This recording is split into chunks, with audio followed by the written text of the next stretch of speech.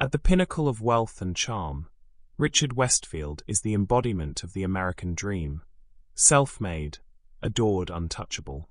But behind the glimmering facade lies a life stolen, meticulously constructed from lies, manipulation, and vanished identities. As old suspicions resurface, and a determined outsider closes in, cracks begin to form in his flawless empire. This story is a high-stakes tale of deception, ambition, and the cost of becoming someone else. When every mask eventually slips, and every secret demands its due. The story begins now. The champagne flowed like golden waterfalls at the Westfield estate that evening. Richard Westfield stood at the center of the grand ballroom, his Armani tuxedo catching the light from the crystal chandeliers as he raised his glass to the crowd of Manhattan's elite. "To the American dream," he proclaimed, his voice carrying across the marble floors. "Proof that in this great country, anyone can rise from nothing to everything through hard work and determination." The room erupted in applause. Investment bankers, tech moguls, and old money aristocrats clinked their glasses in celebration of their host's remarkable success story. At 42, Richard had built an empire worth over $300 million, starting from what he called less than nothing. Across the room, his wife Charlotte watched with practiced adoration. Her sapphire necklace, a 10th anniversary gift, caught the light as she tilted her head, golden hair cascading over her shoulders. She had heard this speech countless times, each word polished to perfection. "I came to New York 20 years ago with $73 in my pocket," Richard continued, his blue eyes scanning the crowd like a preacher addressing his congregation. "No connections, no fancy degree, just hunger and hustle." Charlotte's smile never wavered, though something flickered behind her eyes. She remembered their early days differently. The mysterious phone calls, the documents he'd burn in the fireplace, the way his stories about his past never quite aligned. As the party swirled around them, neither Richard nor Charlotte noticed the young woman in the catering uniform who paused while collecting empty glasses. Sarah Chen had been watching Richard Westfield for months now, gathering evidence, following paper trails that led through offshore accounts and shell companies. Tonight, she wasn't here to serve drinks. She was here to destroy him. 20 years earlier, Richard Westfield didn't exist. The man who would become him sat in a dingy motel room outside Philadelphia, studying driver's licenses spread across a stained bedspread. James Morrison, Michael Davis, Robert Stone, each identity carefully crafted, documentation meticulously forged.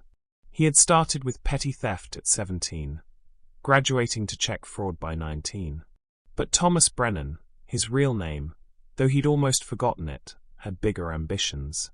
He understood that in America, reinvention was the ultimate con.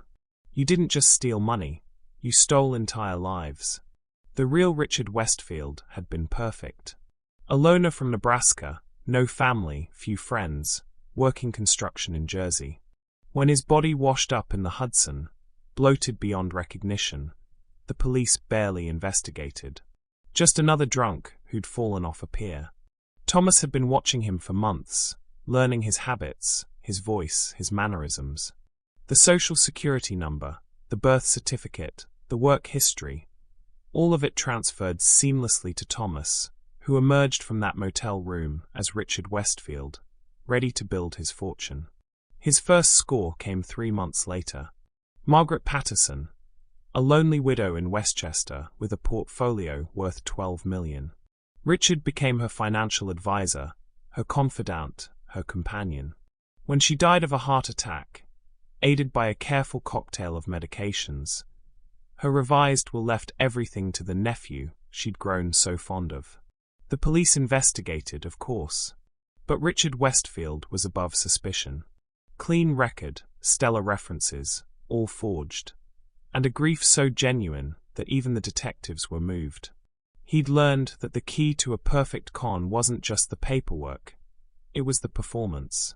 Charlotte van der Linde first saw Richard at a charity gala in 2005. She was 24, fresh from Wellesley, working at her father's investment firm while planning her wedding to Bradley Morrison, a match approved by both families since childhood. Richard stood apart from the other men in their identical tuxedos. There was something magnetic about him, a confidence that didn't rely on family connections or trust funds. When he approached her at the bar, she felt her carefully ordered world tilt slightly off its axis. "You look like someone who's tired of being told what her life should be," he said, handing her a martini she hadn't ordered. Charlotte laughed, surprised by his directness. "And you look like someone who's never been told what to do in his life." "Only by myself," Richard replied. "I find I'm a very demanding boss." They talked for an hour while Bradley networked across the room. Richard told her about his company, a private equity firm specializing in distressed assets. He spoke of risk and reward, of building something from nothing, of freedom from the golden cages that trapped so many of their peers.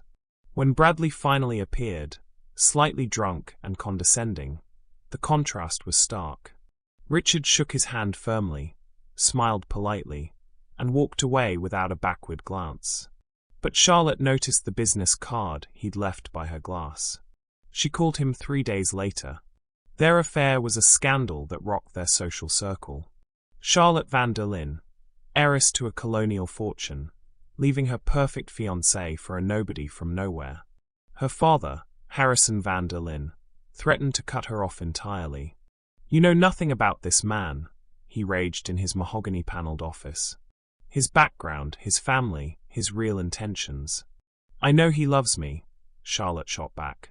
"And I know he's made his own success without riding on anyone's coattails." Harrison hired private investigators, but Richard's fictional history held up under scrutiny. The references checked out. The business was legitimate, built on Margaret Patterson's money, though no one knew that. And his charm eventually won over even Charlotte's skeptical mother. They married in a small ceremony in the Hamptons.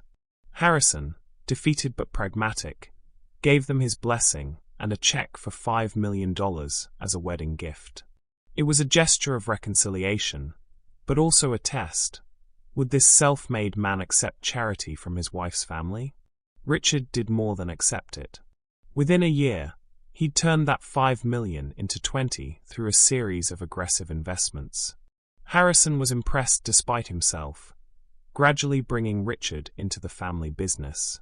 "You've got instincts," the older man admitted over brandy in his study. "Maybe I misjudged you." Richard smiled modestly. "I just see opportunities where others see obstacles." What Harrison didn't see were the elaborate shell games Richard played with the money. Offshore accounts in the Caymans, complex derivatives that even seasoned traders couldn't fully understand, and a paper trail so convoluted that tracking the funds became impossible. By 2010, Richard Westfield was a fixture in Manhattan's financial elite. His firm, Westfield Capital, managed over $100 million in assets. He served on charity boards, spoke at investment conferences, and cultivated an image as a maverick who'd beaten the system through sheer brilliance. The financial crisis had been good to him. While others panicked, Richard bought distressed assets for pennies on the dollar. His uncanny ability to predict which companies would recover and which would collapse seemed almost supernatural. What no one knew was that Richard had inside information, not from corporate sources, but from the identities he continued to steal. A junior analyst here, a secretary there, each one providing access to confidential data that guided his investments. Charlotte, now mother to their 2 children, noticed changes in her husband. He worked later, traveled more frequently, and had developed an obsession with home security that bordered on paranoia. Their house bristled with cameras and motion sensors. "It's for the children," he explained when she questioned the elaborate systems. "Success makes you a target." She also noticed discrepancies in their finances. Money moved in strange patterns. Accounts appeared and disappeared, and her father's investment firm reported irregularities that Richard always managed to explain away. Meanwhile, Harrison van der Linde was growing suspicious. The family's wealth, built over generations, was increasingly intertwined with Richard's operations. When Harrison tried to audit the accounts, he found a labyrinth of transactions that his own accountants couldn't penetrate. "It's a new economy," Richard explained smoothly. "Traditional accounting can't keep up with modern financial instruments." But Harrison had built his fortune by trusting his instincts, and his instincts were screaming warnings. He began his own investigation, quietly probing Richard's past, following money trails, asking questions that hadn't been asked before. He discovered the first crack in Richard's facade through a casual conversation with an old friend from Nebraska. There had been a Richard Westfield from there, all right, but he'd died in 1996, a full year before Charlotte's husband claimed to have arrived in New York. The unraveling began with an email. Sarah Chun, the young woman who would later infiltrate the Westfield party, was a forensic accountant with the FBI's Financial Crimes Division. She'd been tracking a series of identity thefts linked to suspicious investment patterns when Richard Westfield's name surfaced. At first, he seemed like a witness or perhaps a victim. But as Sarah dug deeper, the patterns became clear. Every major windfall in Westfield's career coincided with someone's death or disappearance. Margaret Patterson was just the beginning. There was David Marsh, a hedge fund manager who died in a skiing accident after transferring $50 million to one of Westfield's Shell's companies. Jennifer Lawson, a tech heiress who'd overdosed after naming Westfield executor of her estate. Too many coincidences, too many connections. Sarah brought her findings to her supervisor, but was told to proceed carefully. Richard Westfield had powerful friends, generous political donations, and an army of lawyers. They needed ironclad evidence. She began with the identity theft, tracing the real Richard Westfield's death certificate, matching dental records, following the paper trail that Thomas Brennan had thought he'd destroyed. Each piece of evidence was a thread in a web that had taken 20 years to weave. Meanwhile, Harrison van der Linde's private investigation was yielding similar results. The old man sat in his study, surrounded by documents, photographs, and bank statements, realizing with growing horror what kind of man his daughter had married. He confronted Charlotte first, laying out the evidence in her childhood home, while Richard was away on business. "It's impossible," Charlotte said, her hands shaking as she reviewed the documents. "You're wrong. You have to be wrong." But even as she denied it, memories clicked into place. The inconsistencies in Richard's stories, the way he sometimes forgot details about his supposed past, the documents he kept locked in a safe she wasn't allowed to access. "We need to go to the police," Harrison said. "With what?"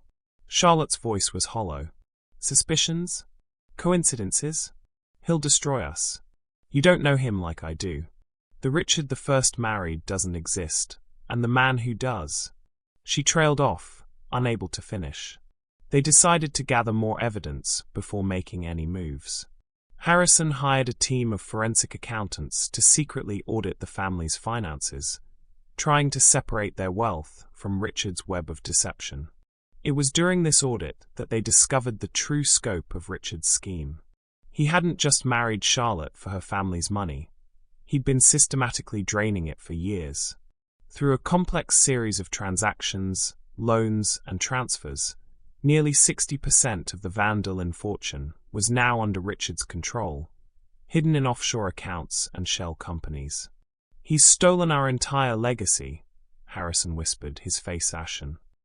"Everything my father built, his father before him." Charlotte felt the room spin. Her marriage, her children, her entire life, all of it built on lies.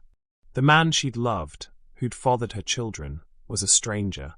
Worse than a stranger, a predator who'd stalked her family like prey. Richard sensed the walls closing in before anyone moved against him. 20 years of looking over his shoulder had honed his instincts to a razor's edge. He noticed Harrison's probing questions, caught Charlotte going through his office, detected the subtle surveillance that had begun to shadow his movements. Thomas Brennan had always known this day might come. Richard Westfield's life, no matter how perfectly constructed, was still a costume he wore. And costumes could be shed. He began moving money rapidly, liquidating assets, preparing for a disappearance that would make his transformation into Richard Westfield look amateur by comparison. Swiss accounts, cryptocurrency, gold. Anything that could travel without leaving a trail. But he'd grown comfortable in his stolen life. The mansion, the company, the respect, they'd become more than props in his elaborate performance. And Charlotte, despite everything, he'd come to care for her in his own twisted way. It was this hesitation that gave his enemies time to close their trap. Sarah Chin had been building her case methodically, but when she learned through banking contacts that large sums were being moved from Westfield accounts, she knew they were running out of time. "He's going to run," she told her team. "We move now or lose him forever." The FBI coordinated with Harrison Van der Linde, who'd been documenting Richard's financial crimes against his family. Together, they had enough evidence to secure warrants for arrest and asset seizure. Charlotte faced an impossible choice: cooperate with the FBI and help capture the father of her children, or warn the man she'd loved and become complicit in his crimes. Harrison urged her to think of the children, of their future, of the family legacy Richard had stolen. But Charlotte had her own plan.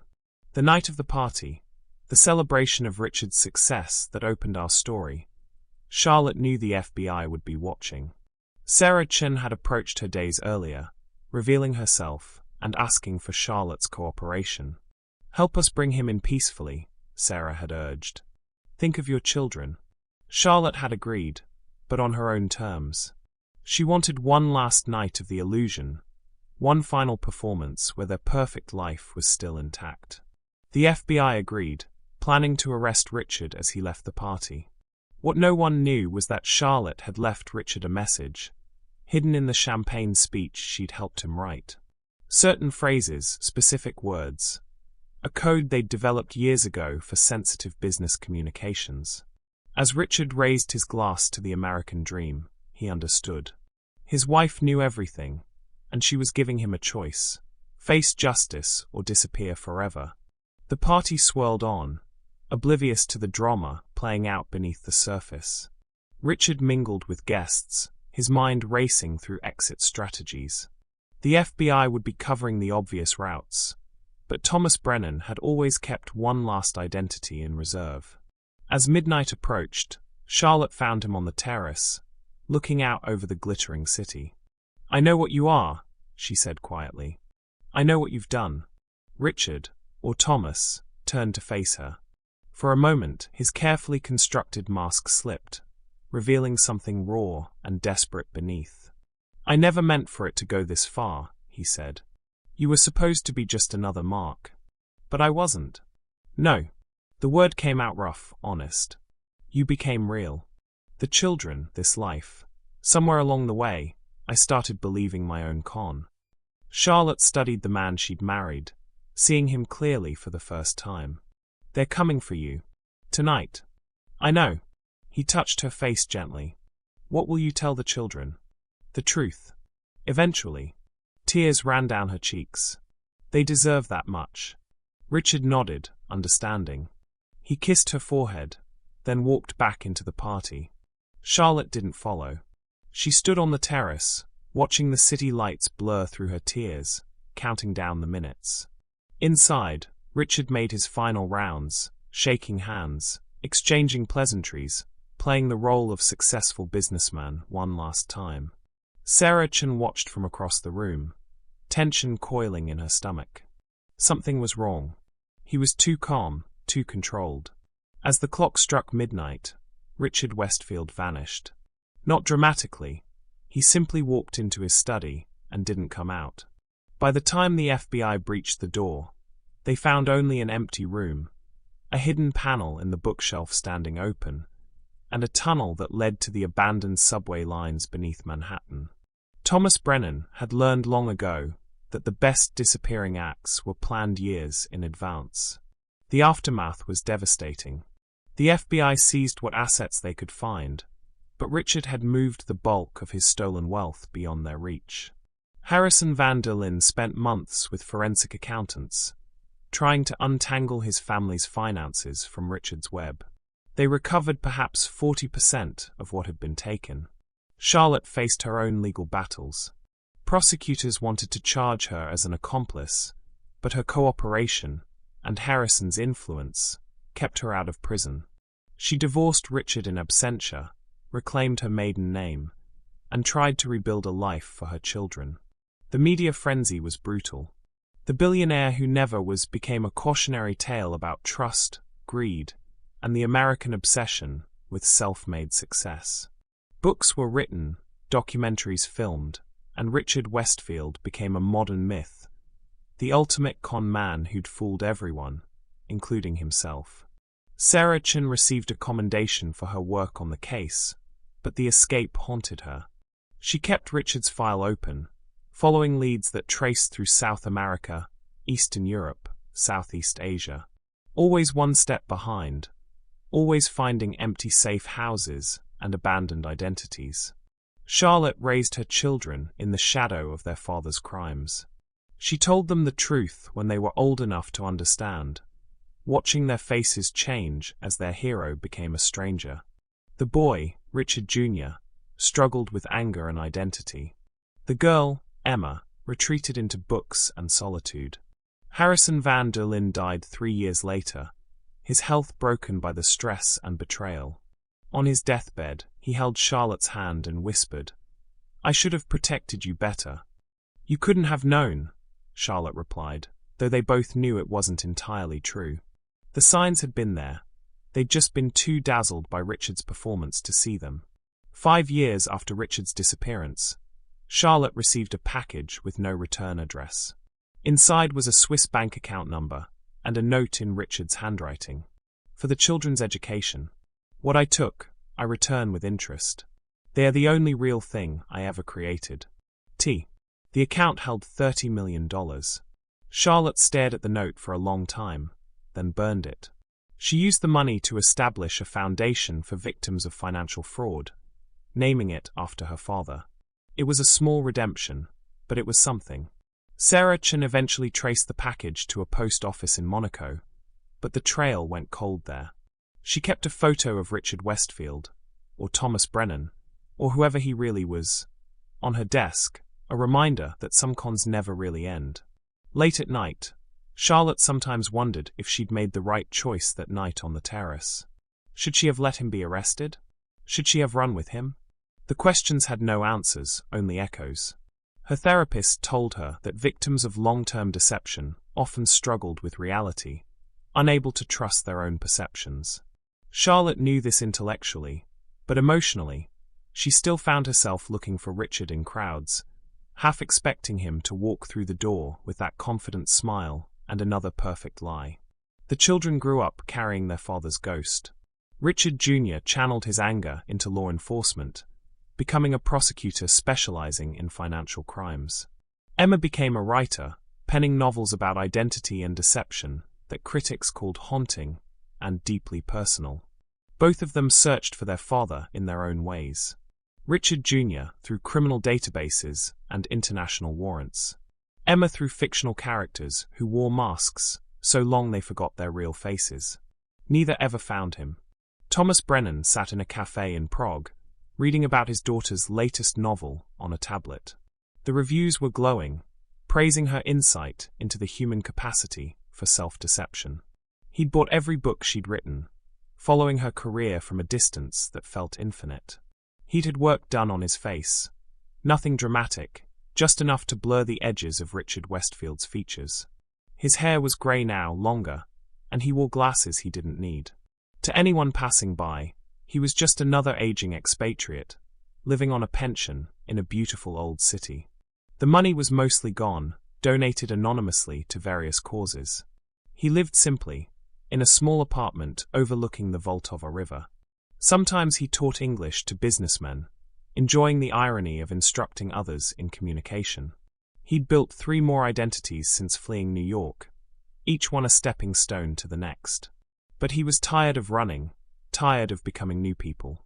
Thomas Brennan, Richard Westfield, and all the others had blurred together into someone he no longer recognized. Late at night, he sometimes pulled out a photo of Charlotte and the children, taken at Emma's 5th birthday party. Everyone was laughing, covered in cake and frosting, radiantly happy. It was the only thing he'd kept from his life as Richard Westfield. The photo was worn soft from handling, creased from being folded and unfolded countless times. Looking at it, he could almost remember what it felt like to be real, to be loved for something other than a performance. But that too had been a con, hadn't it? The greatest one he'd ever pulled. Convincing himself that Thomas Brennan could become Richard Westfield, that a lie told long enough could transform into truth. He finished his coffee and left the cafe, walking slowly through the medieval streets. Somewhere in New York, his daughter was writing about men who lost themselves in their own deceptions. Somewhere else, his son was hunting criminals who looked just like his father. And somewhere in between, Charlotte was living a life built on the ruins of their shared illusion, probably wondering if any of it had been real. The answer, Thomas knew, was both yes and no. The love had been real, even if the man who felt it was a fiction. The crime had been real, even if the criminal kept changing names. The family had been real, even if it was founded on a lie. As he climbed the stairs to his apartment, Thomas Brennan, or whoever he was now, reflected on the strange arithmetic of his life. He'd stolen millions, but ended up with nothing. He'd created a perfect identity, but lost himself in the process. He'd achieved the American dream by becoming someone else's nightmare. The ultimate con, he realized, was the one he'd played on himself. He'd believed his own lie so completely that when the truth finally caught up, he had nothing left but shadows and echoes. In his apartment, he sat at his desk and began to write. Not a confession. The statute of limitations on most of his crimes had expired anyway. Not an apology. Words couldn't undo 20 years of deception. Just a story, like the ones his daughter wrote, about a man who stole so many lives he forgot which one was his. He wrote through the night, filling pages with the truth he'd never told anyone. About Thomas Brennan, the small-time thief with big dreams. About the real Richard Westfield, whose identity he'd stolen along with his life. About all the others who'd died or disappeared so he could build his house of cards. As dawn broke over Prague, he finished the last page. He looked at the manuscript, then at the photo of his family, and made a decision. He packaged the pages carefully, addressed them to Emma in New York, and walked to the post office. No note, no explanation, just the raw truth of her father's life, delivered 20 years too late. Walking back through the morning streets, Thomas Brennan felt something he hadn't experienced in decades: relief. The weight of his accumulated lies, carried for so long, finally began to lift. He didn't know what would happen when Emma read his story. Would she publish it? Turn it over to the FBI? Burn it unread? He'd lost the right to influence that decision long ago. All he knew was that the truth, however painful, was the only honest thing he could give his children. The only real gift from a father who'd never really existed. Back in his apartment, Thomas opened the window and breathed in the morning air. Somewhere, Sarah Chen was still hunting Richard Westfield. Somewhere, Charlotte was rebuilding the family fortune. Somewhere, his children were living lives shaped by his shadow. But here, in this moment, Thomas Brennan was just a man at a window, watching the sun rise over a foreign city, finally free of the person he'd pretended to be. The greatest con of his life was over. And for the first time in 20 years, that felt like victory. Emma Westfield received the package on a Tuesday morning, 3 days before her 30th birthday. She recognized her father's handwriting immediately, though he'd been gone for 7 years. Her hands shook as she opened it, finding a manuscript titled simply, The Truth by Thomas Brennan. She sat at her kitchen table and began to read, calling in sick to work without conscious thought. Hours later, emotionally drained and struggling to process what she'd learned, Emma called her brother. Richard Jr. flew in from Boston that night, and they read through the manuscript together in Emma's Brooklyn apartment. "It's evidence," Richard said, his prosecutor's mind already working. "We could reopen the case, track him down." "It's a story," Emma countered. "His story. The one he never told us." They argued through the night, wrestling with questions that had no good answers. Did knowing the truth change anything? Did understanding their father's past excuse his crimes? What did they owe to his victims versus what they owed to themselves? In the end, they agreed on a compromise. Richard would share relevant portions with the FBI, focusing on the financial crimes that might still be prosecuted. Emma would keep the personal story, the human details that explained without excusing. Charlotte read the manuscript last, sitting in her father's old study. She wept as she recognized the man she'd married in Thomas Brennan's words. The hunger for legitimacy, the desperate need to be someone else, the gradual blurring between performance and reality. "He loved us," she told her children afterward. "In his broken way, he loved us. That doesn't make it right, but maybe it makes it understandable." The final chapter came 6 months later. Sarah Chun, following new leads from Richard Jr., traced financial transfers to a small apartment in Prague. But when Czech police arrived, they found Thomas Brennan dead at his desk, victim of a heart attack that had occurred days before. The apartment was sparse, some clothes, a few books, the worn photo of his family. No money, no fake passports, no evidence of further crimes. Just an old man who'd run out of both lies and time. They buried him under his real name in a Prague cemetery, a quiet ceremony attended only by Charlotte and their children. Emma spoke at the graveside, reading from the manuscript he'd sent. "I spent my life becoming other people, never realizing that the only person I needed to be was myself. By the time I understood this, it was too late. I was a ghost haunting my own existence, a shadow cast by lights that were never real." Richard Jr. placed a simple headstone. Thomas Brennan. 1962 to 2019. Father, husband, stranger. Charlotte left white roses. The same flowers she'd carried at their wedding, when she'd believed she was marrying Richard Westfield and all his beautiful lies. As they walked away from the grave, Emma linked arms with her mother and brother. They were a family built on deception, held together by truth. Damaged, complicated, but still standing. "What do we do now?" Richard asked. "We live," Charlotte said simply. "We live honest lives." It's the one thing he never quite managed. They flew back to New York that evening, leaving Thomas Brennan in Prague soil. The man who'd spent 20 years as Richard Westfield was finally at rest, his greatest con concluded. But the story wasn't quite over.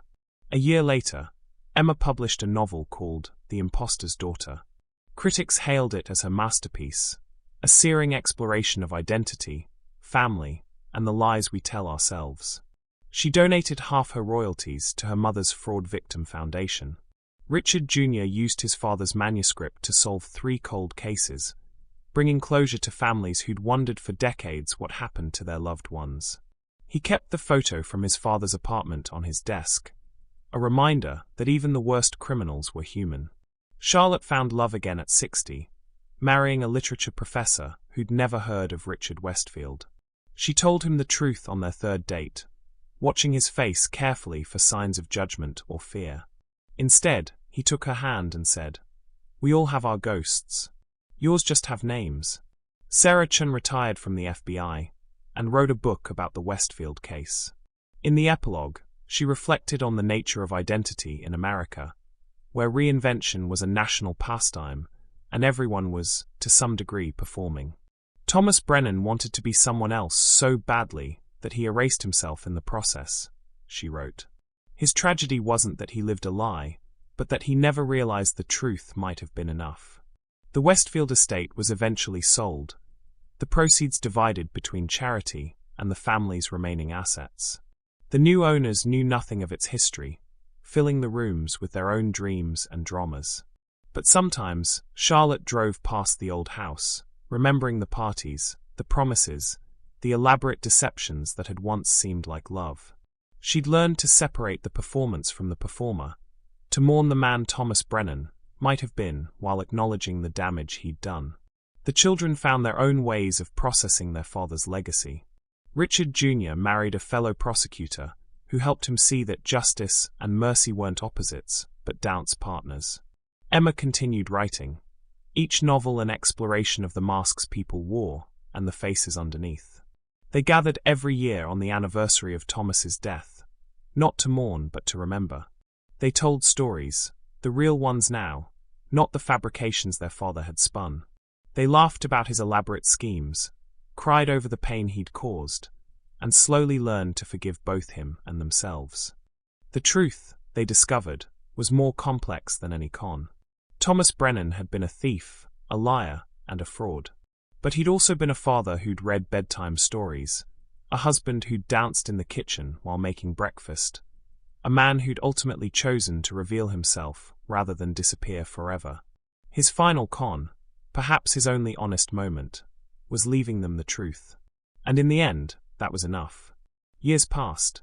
The scandal faded from public memory, replaced by new frauds, fresh deceits. But the lessons lingered for those who'd lived through it. Emma wrote more novels, each one asking the same fundamental question. Who are we really, beneath the roles we play? Her father's story had taught her that identity was fluid, that people could become entirely different versions of themselves. But it had also shown her the cost of living as someone else. Richard Jr. became a judge, known for his compassion toward defendants who'd lost themselves in their own crimes. He understood, better than most, how easy it was to cross lines once you'd convinced yourself you were someone you weren't. Charlotte founded a scholarship program for children of white-collar criminals, understanding that the families often paid the highest price for crimes they didn't commit. She spoke at colleges about financial fraud, warning young people about the seductive power of easy money and elaborate lies. The Van der Linde fortune, rebuilt through careful management and honest dealings, grew beyond what it had been before Richard's schemes. Charlotte took pride in knowing that every dollar was clean, every transaction transparent. On quiet evenings, she sometimes pulled out the manuscript Thomas had sent Emma. She'd read passages aloud to her new husband, finding unexpected tenderness in the words of a man she'd thought she knew. I became Richard Westfield because I hated being Thomas Brennan, one section read. But somewhere in the performance, I forgot that Thomas was the only real thing about me. The name I ran from was the only one that was ever truly mine.